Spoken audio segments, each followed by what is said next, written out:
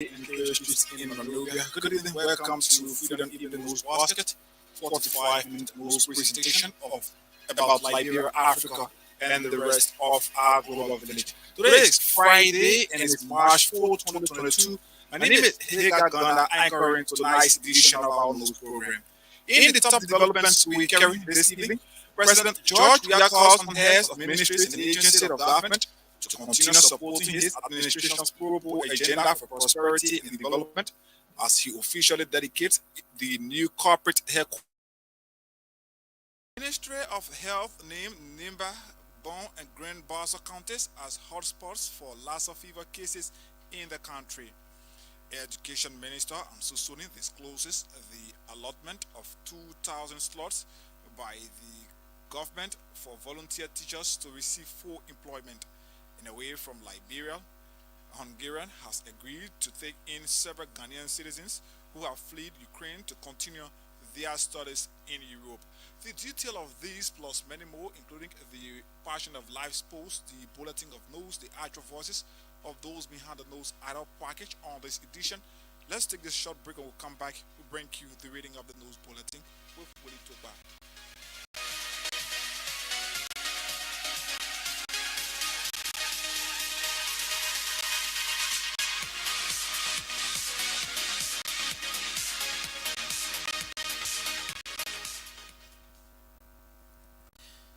President George Weah has called on heads of ministry and agency of government to continue supporting his administration pro agenda for prosperity and development through develop does not go by age.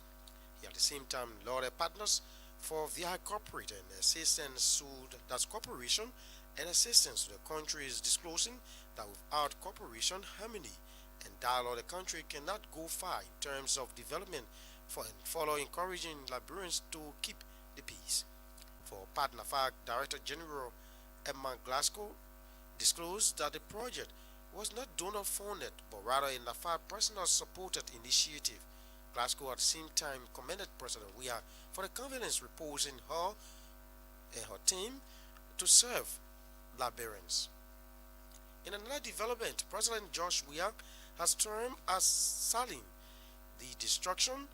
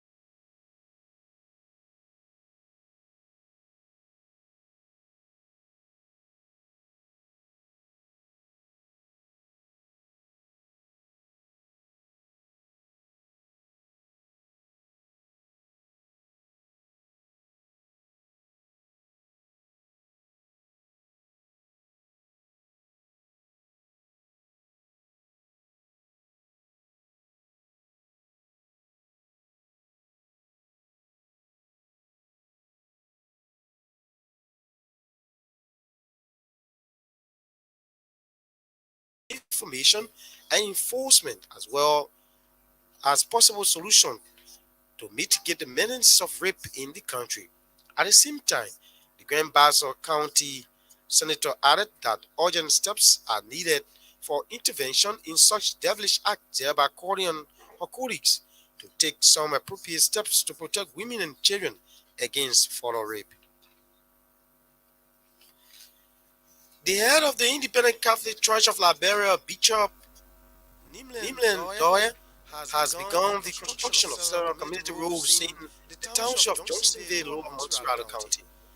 The road works currently being implemented in New Israel and other communities in Johnsonville are among many developmental initiatives undertaken in District 2 Montserrat County by the representative hopeful of that area. Speaking with Freedom News Thursday via mobile phone, Bishop Dorian disclosed that his decision to undertake the ongoing road construction is due to many difficulties faced by residents of the township in commuting from one location to another. Bishop Dorian expressed hope that the ongoing initiative will help alleviate the constant or the many constraints faced by residents of Johnsonville, especially the benefiting communities and their environments. The Vice President of the Nation Young Women Political Council of Liberia wants women across the country to get fully involved in political activities and decision making. Mujomad do not name fear as a major factor hindering women's participation in political processes which she wants them to desist. Speaking Friday in Magidi County, she noted that women are very good at multitasking and should not allow negative narratives to stop them from participating in national decision making or politics. The National Youth Women, that's the Young Women Political Council of Liberia Vice President, at the same time used the medium to call on women across Liberia to be self-confident, passionate, and be confident to push for what they want to achieve. She encouraged women who have political interest to politically affiliate, stating that although the action is money, people, time, that the action includes money, people, and time, they need to market themselves. She spoke at the climax of a two-day women leadership training organized by the Young Ambassadors for Peace. Civil rights activist Lawrence Compton is calling on relevant government institutions to ensure that funding generated from victims of the recent stampede in Nuku Town are accounted by District Number 16 Representative Dixon Sibo and the Borough Disaster Management Team. Speaking Friday with Freedom News, Compton alleged that since the stampede in January, families and victims have received over 90,000 United States dollars from both government and other humanitarian institutions. He said it is unacceptable for Representative Sibu to allegedly make activities surrounding sympathizing with survivors and families of victims a party affair. Meanwhile, Compton had described the Borough Disaster Management Team established by Representative Dixon Sibu as a quasi group, adding that the team is not recognized by the national, that's recognized by government in the wake of the existence of the National Disaster Management Agency. Well, Freedom News is yet to get to Representative Sibu on this.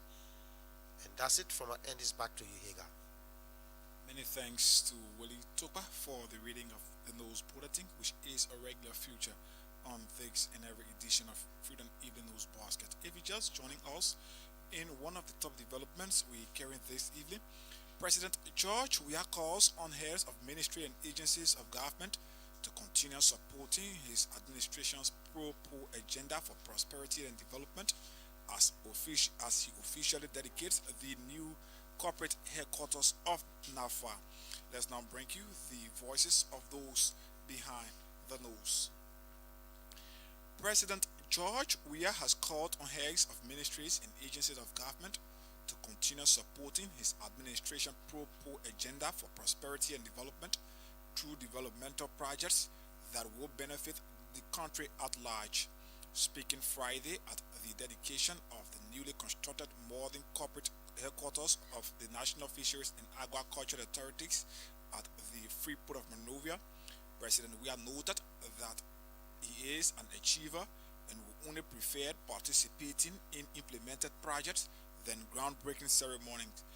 The newly dedicated NADFA headquarters is valued at US 200,000 and will be used by the institution to its benefit. That's for its office. The Liberian leader sees NAFA boss Emma Glasgow performance since her appointment as laudable and one that demonstrates the development does not go by age. That are told it doesn't matter your age. What matters is your diligence, your willingness to work. Your age. And I always repeat this. Our vision is not to be against older people. Our vision is to work with older people so we all can make this work. And this is why we are here. If you look at our government, it's a mixed range of people, older, younger, middle class, and other people. I think that will give a society. The performance of the government, and I want to say to our partner, I want to thank you for your cooperation and your assistance to our country. We want to also inform you that with all cooperation, harmony, and dialogue, we cannot go far. As the EU, the woman in the EU said, if you want to go, you go. If you want to go to a journey, you go alone, you can never go far. Go with others, you can go far. So we want to go with other people so we can reach as far as we can reach to achieve our ultimate goal. This is a country that suffer a lot. This is why I always say to my peace is the order of the day. Without peace, our world will be difficult. Let us not overlook peace in our society. With harmony, we can work together. Without peace, this will not be familiar. Because we know the history of brutality. We know the history of war. We know that war displaces people. You can see around the world today. What is happening in Ukraine today is pivotal for the entire world. Prices are moving high. So you can see, so we all have responsibility to promote peace. But without peace, we cannot achieve our ultimate goal. So I'm here today to, as I said, I will not break ground again.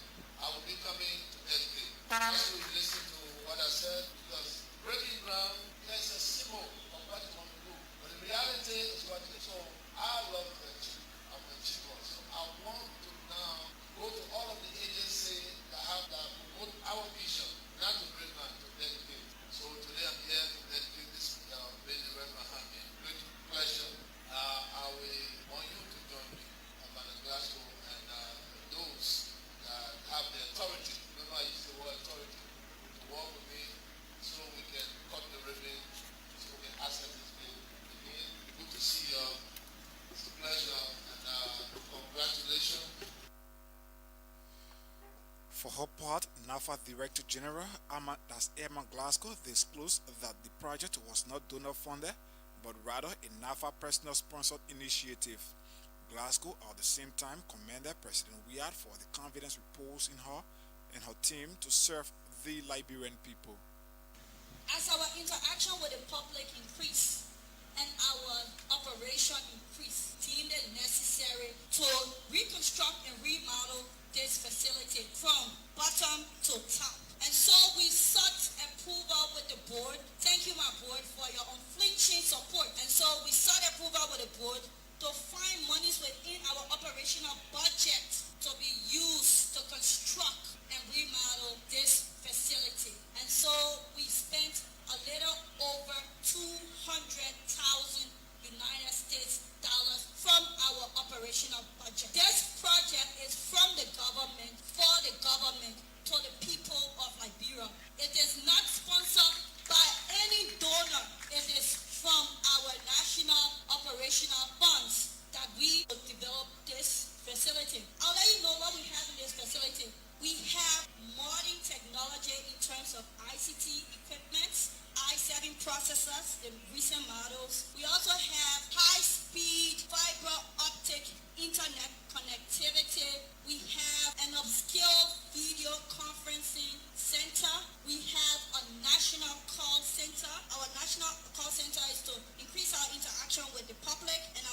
code is 6232. We also have an automated electricity system, so it works with LEC and with generator. But Madam Emma Glasgow is the Director General at the National Fisheries and Aquaculture Authority area. You listen to the voice of Liberian leader President George Weah, who spoke when he dedicated the newly constructed headquarters of the National Fisheries and Aquaculture Authority there in Monrovia.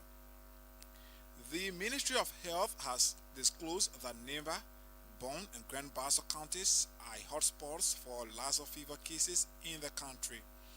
Addressing the Ministry of Information, Cultural Affairs, and Tourism regular press briefing in Monrovia, National Public Health Institute of Liberia Deputy Director General for Technical Services, Dr. Julius Galayina, has confirmed that citizens of these Lassa fever hot zones to follow all preventive measures. According to Dr.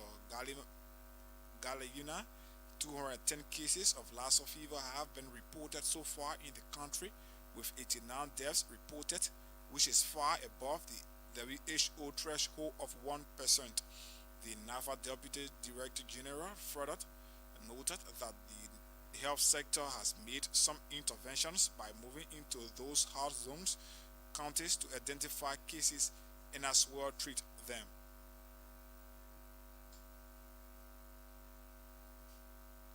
2022, we've had over 210 cases of Lassa fever reported in Liberia, with around 89 deaths. Overall, for the 5 to 6 years period, we've had a case fatality rate of 42% in the country. But the 2% being at least 4 persons out of every 10% contacts or contracts Lassa fever will die. And that is very alarming because we are far above the WHO threshold of 1%. And considering other countries in the sub-region who have had a relatively higher number of cases, our case fatality rate is still high. Last year, for example, we had a case fatality rate of 60%. For the beginning part of this year, that is from January up to now, we've had about 15 cases of Lassa fever being reported, of which 5 of these cases expired, giving us a case fatality rate of around 33%. We are experiencing a lower case fatality rate because when we realized that there was increase in case fatality rate over the past 2 to 3 years, the health sector did put in place some interventions where we visited hotspot counties. In Liberia, we have 3 hotspot counties: Bong County, Nimba County. Let's look at how the disease is transmitted. There are 2 forms of transmission. Lassa fever is transmitted from rodents to humans, and you have human to humans transmission. From rodents to humans, disease is transmitted via contact with food or household items. We realize, and I mentioned to you, that people are eating rats. We have to stop people from eating rats in the communities. You have to keep your environment clean so as to avoid the rats coming from the butchers to live with you in the house. To have proper or carry out proper disposal. That's the voice of Deputy Director General for Technical Services at the National Public Health Institute, there confirming that Lassa fever, or Nimi, Bone, Nimba, and Grand Bassa as counties he considered as hotspots for Lassa fever. The lady who accused Montserrado County District Number 4 Representative Rostodin Denix of allegedly vandalizing her business center said the action has created a setback for her. Sataros Dan, a resident of 72nd Community in Painesville on Thursday, accused Montserrado County District 4 Representative Rostodin Denix of allegedly vandalizing her entertainment center, for which she has dragged the lawmaker to court.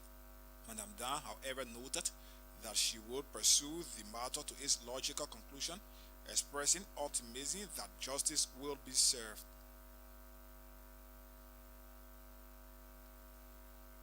How you got the story, or I was not home that night, and I heard she going to the shop and all of the boys will take some items from the shop. One claims that I owe her $5,000 US.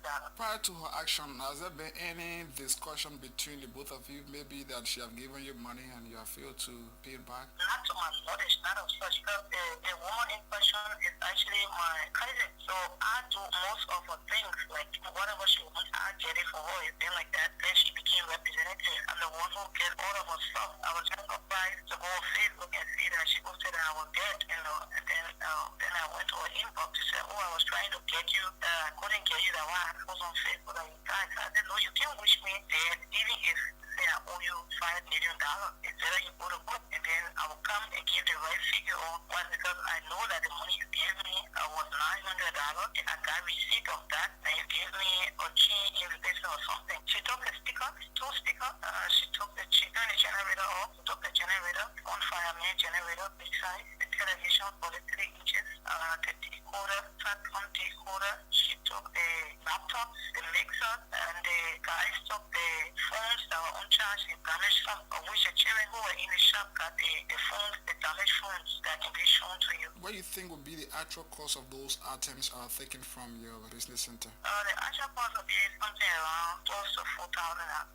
She gave me 27 grams of gold in chain, and then she was supposed to give 2,730 to complete the jewelry to 50 grand, which she didn't do that. She gave me $900. And before that, we had some money transaction, and that money transaction led to us sending some money to Accra for her clothes. So I had to even go back to the jewelry man, take $1,500 from the jewelry man to be able to pay that money that she was owing somebody. Yeah, she knew about it. Why do you think she would decide to take such action, going on Facebook, posting that you are dead, and even sending people to your business center? Why do you think so? She didn't just send people. She was there herself. She was there doing the action herself, and then ordering the guys to do what they did. I don't know why she did that, because according to the law, if somebody has something for you and you have receipts and the person got receipts, you take them to the law, and that I think that should have been the procedure, but maybe if I was at the shop, the guys were going to do something very terrible to me, of which I really don't know, what they were going to do to me. But between she, myself, and her portion, she knows that I have a receipt that I presented to the court yesterday of $900. Yeah, I went to the court yesterday morning. Matter of fact, I got injured, so I went for treatment. I was actually in Kakata when this thing happened, so I was supposed to be back on the 17th. So with my text her and said, oh, but why would you post that there? So I'm coming on the 17th, and I will do the correct calculation, to know how much the gold costs, the 27 grand that you gave me. But right now, I'm coming. When I come, we'll be able to do the calculation. Madam Satara Dan is the owner of a business center in 72nd Painesville that allegedly got vandalized by some men upon the orders of District 4 Representative Roster Lane Dennis. Meanwhile, all efforts in getting to Representative Dennis by Freedom News have not materialized, despite several phone calls and text messages placed to her by our reporter. The head of the Independent Catholic Church of Liberia, Bishop Naaman Doyen, has begun the construction of several community roads in the township of Johnsonville, Lower Montserrado County. The road works currently being implemented in New Israel and other communities in Johnsonville are among many developmental initiatives undertaken in District 2, Montserrado County by the representative hopeful of the district. Speaking with Freedom News Thursday via mobile phone, Bishop Doyen disclosed that his decision to undertake the ongoing road construction is due to the many difficulties faced by residents of the township in commuting from one location to another. It is true. We started work since 2020 up to current. We've been working on rural roads. This is the 11th road we are working on now in the township of Johnsonville, and it's not running. Yesterday we completed the new Israel Community Road in the township of Johnsonville. There are more work ongoing currently. I will speak. As I said, we have worked on 11th road. Yesterday we included 11. The one we worked on yesterday in Johnsonville. Approximately there are about 4 communities going to use that road that we worked on yesterday. 4 communities, because in the township of Johnsonville, more especially Need Israel community, there are 3 communities around that Need Israel community, and I think also the human beings that are there, they are many as we speak. So more people are going to benefit from that road, because according to the chairman and the youth chairman from that community, If you're just joining us, it's a reminder that you're listening to Freedom Evening News Basket, and the time is climbing up to half past 1700 hour. At this junction, we cross over to the Sports Center where Gerald Morris is pretty seated to fight all the passion of life. Gerald, good evening. Good evening, Hagar. Good evening, Liberia. The Hungarian Football Federation has donated several cartons of medical equipment to the Liberia Football Association through the RFA Assistant Program. The donated medical equipment and supplies include CPR tourniquet, cotton ball swab, stretchers, among others. The medical equipment, which was presented by the national team doctor Tosu Jaraba, is valued at over 35,000 United States dollars. The head doctor of the Liberia national team, Dr. Jaraba, hailed the Hungarian FA through UEFA Assistance Program for the donation. Dr. Jaraba said the equipment will be given to the various national teams and clubs. Invincible 11 coach Samuel Smo has, through mutual consent, resigned as head coach of the Sunshine Yellow Boys. Coach Smo of Lofa County was part of IE since the team got promoted back to the top tier of Liberian football. A statement from his official Facebook page reads, "I resign as head coach of IE Majestic Sports Association on a mutual understanding between the president, Senator Sir Joseph, and me. It was a great privilege working with this great club, and big thanks to the Yellow family," Smo said. And still with the Liberia Football Association National League now, the league is expected to resume over the weekend with some exciting matches. On Sunday, the First Division League Invincible 11 versus Mighty Barrow, which promises to be the clash of the Titans at the Tusa Field in Catonsville. At the Nese Bido Stadium in Margibi County, Sandy FC will tackle Nima Kwado in the First Division. LPRC Others versus B Mountain. Heaven 11 will host Freeport FC at Yokipa. Nima United versus Monrovia Club Breweries, while Leska FC versus Watanga FC. In the second division, MPA Angles versus Jubilee FC, Parks FC versus Kanta Almighty, Small Town versus Muscat FC, Blue Angels versus Catonsville FC, Punk Rangers versus Junior Professional, Nima FC versus CC United, and the day's last encounter will see Life FC tackling Tony FC.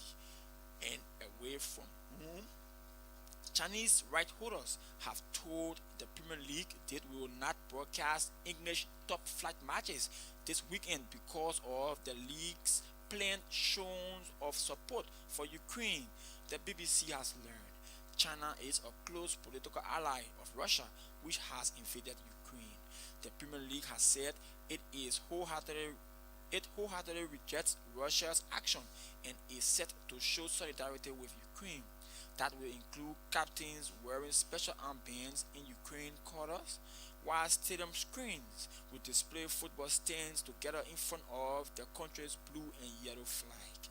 Fans have also been encouraged to join a moment of reflection and solidarity before kick-off at each game. When asked about Chinese refusal to show matches, the Premier League declined to comment. And that's it for sports. Many thanks, Gerald Morris, for the passion of life, which is a regular feature on this edition and every edition of Freedom Evening News Half Hour. Let's now bring you more developments on the news program this evening.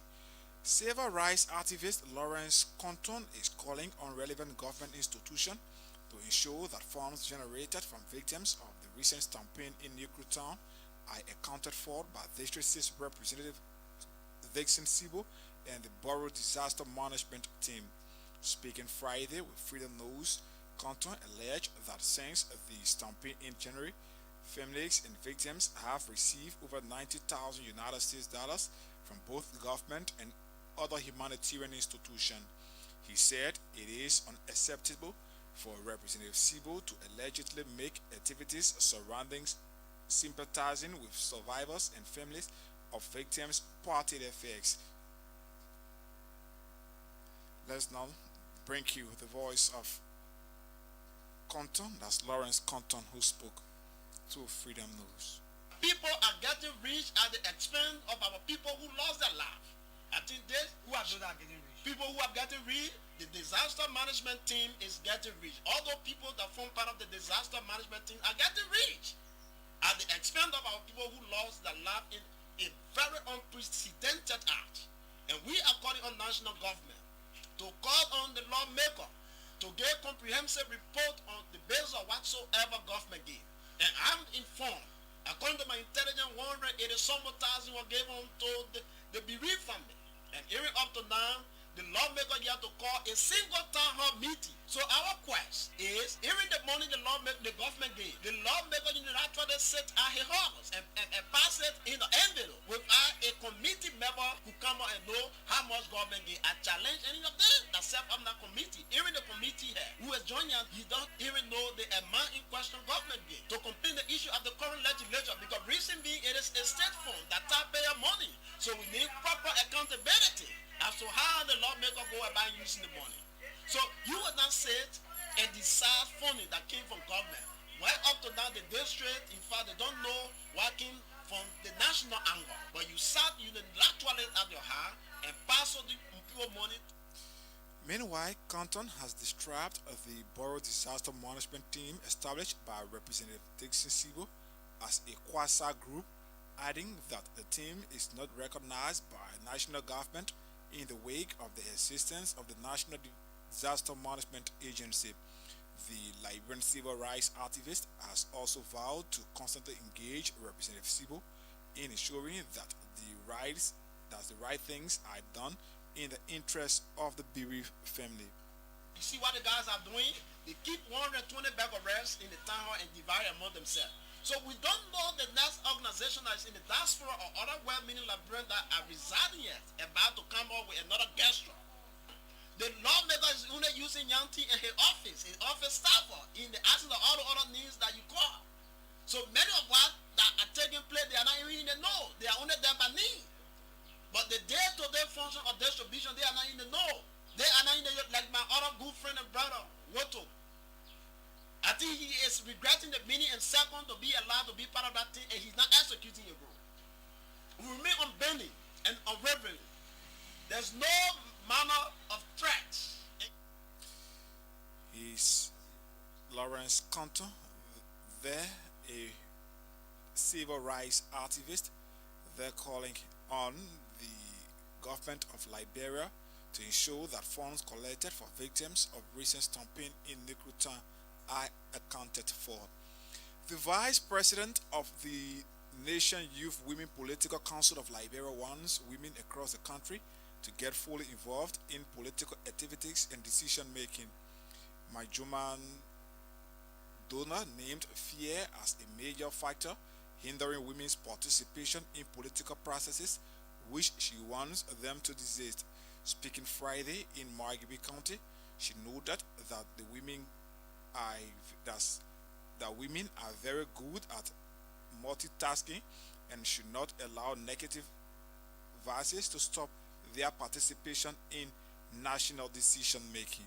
One of the issues of which that women have had over the period of time fighting for political offices is the issue of fear. And we want them to do away with fear. We want them to get involved more. The journey is going to be challenging, especially with our male counterparts, that are involved. But I will tell you for sure, with determination and with the passion you have and knowing that this is exactly what you want to do, definitely you can overcome it. You just have to believe in yourself, work on your personal development, and have a good record. I think there is a lot of improvement now, because most times people feel women should sit at home, do the cooking and all of that. But I'll tell you for sure, we are good at multitasking. We can cook, we can take care of our babies, and we can still work at national level. I mean, there's a lot of improvement now, because there are a lot of women who are involved with a lot of other activities. They are in the community doing community engagements. They are at the national level doing advocacies, and just many more. And I'm really, really happy that women are taking up, leadership roles in these sort of areas. Women are doing extremely well. The track record is there. If you look at Honorable Atoi Mahibi Kante, she's doing extremely well. She's a serious competitor. The Women League of the Congress for Democratic Change has begun appreciating its member of Monserrado County District 17 for their peaceful and successful participation in the bicentennial celebration of the country. Addressing scores of women in District 15, 16, and 17, the chair lady of the Montserrado County chapter of CDC, Nora Red, expressed happiness for the huge turnout during the event, which she believes is a sign of love for their country. Madam Red further maintained that the participation of these women added some value to the event due to their patience demonstrated.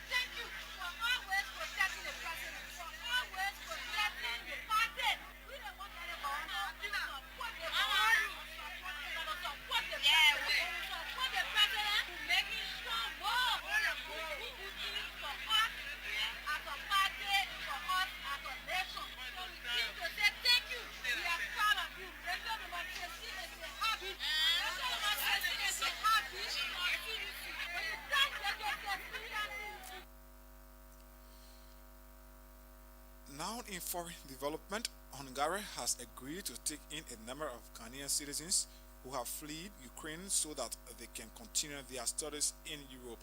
Spaces and thus resources are being opened up at a number of Hungarian universities, and the students will pay the same fees as they were paying in Ukraine, Hungarian authorities said. More than 1,000 Ghanaian students were living in Ukraine until Russia invaded last week, and the West African nation has so far made 2 repatriation missions. A 24-year-old computer science student who arrived in Ghanaian's capital Accra on Friday morning told the BBC that some Ukrainian institutions were helping students complete their courses online.